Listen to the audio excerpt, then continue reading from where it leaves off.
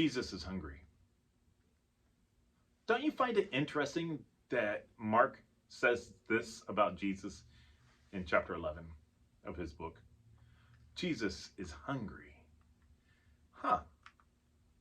That's not something we often hear described of Jesus. And so let me tell you another story. This story is found in John chapter 4.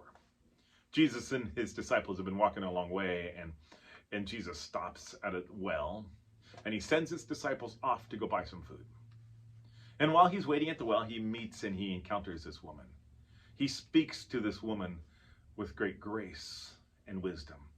And after he had finished speaking to this woman, she runs off and tells everybody else that she had encountered the Christ. And then the disciples return as she leaves. And as they return, they look at Jesus, they have the food, they say, "Master, eat." And Jesus responds to them in an interesting way. He says, "I have food to eat that you know nothing about." And they look at one another and they're astounded. They said, did somebody else bring him some food? And then Jesus says, guys, my food is to do the will of him who sent me to finish his work. My food is to do the will of him who sent me to finish his work. Now let's go back. Let's go back to Mark chapter 11. It says, Jesus is hungry. And as he's hungry, he goes to a fig tree to find some food. See, the fig tree is a symbol of the good things of the land of the promise. In Deuteronomy chapter 8, the book that Moses wrote, the last of the Pentateuch that Moses wrote, it says this: "The Lord your God will bring you into the good land, into a land with wheat and barley, vines and fig trees, pomegranates, olive oil, and honey." Pomegranates, olive oil, and honey, but most importantly, fig trees.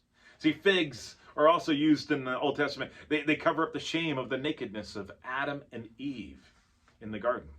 Figs ultimately become a symbol of prosperity, well-being, and security. In fact, to sit underneath a fig tree was a sign of spiritual maturity.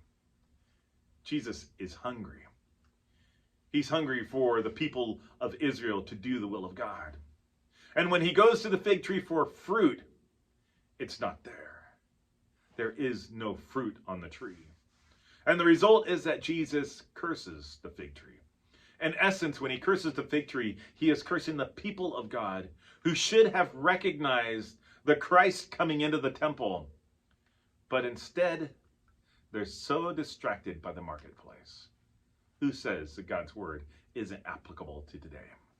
The temple, the place of faith, the place of worship is now a place where people are buying and selling goods. The people of faith are totally distracted by the things of the world. In essence, they've turned the Lord's house into a den of thieves.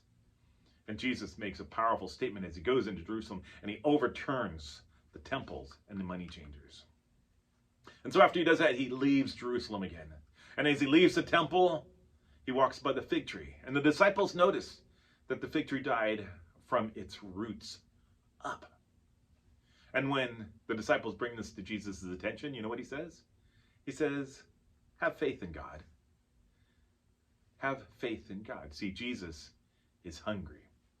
He's hungry for people to do the will of God, to have faith to move mountains, to trust the Lord in prayer, and to forgive others. Jesus is hungry. He's hungry for people like you and people like me to pray to him, to forgive others, to share his love to the lost and dying world. I pray today that you satisfy Jesus with your walk, and his satisfaction is in your faith. All right, this is the end of day 2 in our Passion Week series. So I'll see you tomorrow. May you satisfy Jesus with your faith.